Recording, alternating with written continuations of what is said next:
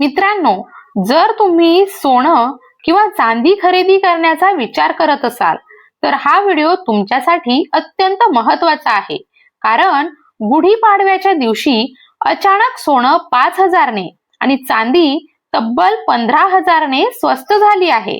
होय, तुम्ही बरोबर ऐकलं. पण इथेच खरी गोष्ट संपत नाही. कारण या घसरणी मागे एक मोठं कारण आहे आणि यापुढील काही दिवसांमध्ये सोन्याचे दर अजून खाली येणार का की अचानक वाढणार? जर तुम्ही चुकीच्या वेळी खरेदी केली तर हजारो रुपयांचं नुकसान होऊ शकतं. म्हणून आजचा हा व्हिडिओ शेवटपर्यंत नक्की पहा. कारण शेवटी मी तुम्हाला एक असा सिक्रेट सांगणार आहे ज्यामुळे तुम्ही योग्य वेळी सोनं खरेदी करू शकता. मित्रांनो, सध्या भारतात आणि विशेषतः महाराष्ट्रामध्ये गुढीपाडव्याच्या निमित्ताने सोनं खरेदी करण्याची परंपरा आहे आणि याच काळात सोन्याच्या किमतीत अचानक मोठी घसरण झाली आहे. सोनं जवळपास 5,000नी स्वस्त झालं आहे आणि चांदीमध्ये तर अजून मोठी घसरण पाहायला मिळते. चांदी ही तब्बल 15,000नी खाली आली आहे. ही घसरण अचानक का झाली? लोकांच्या मनात हा सर्वात मोठा प्रश्न आहे. मित्रांनो, सोनं आणि चांदीच्या किमती फक्त भारतात ठरत नाही, त्या आंतरराष्ट्रीय बाजारावर अवलंबून असतात. जेव्हा डॉलर मजबूत होतो तेव्हा सोन्याचे दर खाली येतात. तसंच जेव्हा शेअर मार्केट चांगलं चालतं तेव्हा लोक सोन्याऐवजी शेअर्स मध्ये गुंतवणूक करतात आणि यामुळे सोन्याची मागणी ही कमी होते आणि सोन्याचे दर खाली येतात. मित्रांनो, जसं हे अपडेट बाहेर आलं तसंच लोकांनी सराफ बाजाराकडे धाव घेतली आहे. दुकानांमध्ये गर्दी वाढली आहे कारण सगळ्यांना वाटतंय हीच योग्य वेळ आहे खरेदी करण्याची. पण इथेच बहुतेक लोक चूक करतात.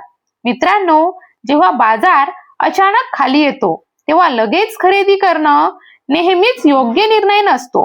कारण कधी कधी दर अजून खाली जाऊ शकतात आणि जर तुम्ही घाईत खरेदी केली तर तुम्हाला तोटा सहन करावा लागू शकतो. मित्रांनो, जेव्हा जगात युद्ध सदृश्य परिस्थिती निर्माण होते तेव्हा लोक सुरक्षित गुंतवणूक म्हणून सोन्याकडे वळतात आणि त्यामुळे देखील दर वाढतात. मित्रांनो, भारत हा सोन्याचा सर्वात मोठा ग्राहक देश आहे. विशेषतः गुढीपाडवा, अक्षय तृतीया, दिवाळी, लग्नाचा सीझन या काळात सोन्याची मागणी ही खूप वाढते. पण यावेळी एक वेगळी गोष्ट दिसत आहे. दर कमी झाले असले तरी लोक अजूनही संभ्रमात आहेत. कारण त्यांना वाटतंय कदाचित अजून दर खाली येतील. तज्ञांच्या मते सध्या बाजारात अस्थिरता आहे, म्हणजेच दर कधीही वर खाली होऊ शकतात. काही विश्लेषक म्हणतात सोनं थोडं अजून खाली येऊ शकतं, तर काहींचं मत आहे ही घसरण तात्पुरती आहे आणि लवकरच दर पुन्हा वाढू शकतात. मित्रांनो, प्रत्येकासाठी एकच उत्तर योग्य नसतं. जर तुम्ही लग्नासाठी सोनं घेत असाल तर ही फक्त एक चांगली संधी असू शकते.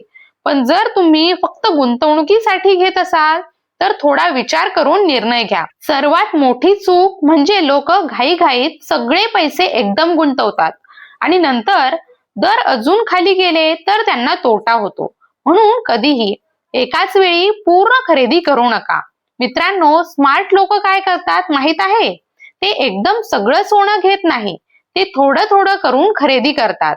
जसं आज थोडं घ्या, उद्या दर कमी झाले तर पुन्हा थोडं घ्या.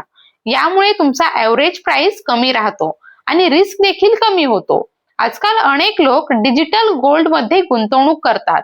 पण फिजिकल गोल्ड म्हणजे दागिने आणि डिजिटल गोल्ड यामध्ये फरक आहे.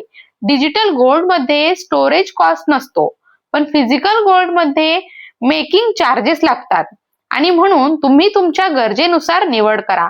मित्रांनो, सोनं स्वस्त झालं की फसवणूक करणारे देखील सक्रिय होतात. नेहमी बीस हॉलमार्क तपासा, बिल घ्या, ओळखीच्या दुकानातूनच खरेदी करा. हे खूप महत्वाचं आहे. जर तुमच्याकडे मर्यादित बजेट असेल तर घाई करू नका. बाजार थोडा ऑब्झर्व करा आणि मग निर्णय घ्या.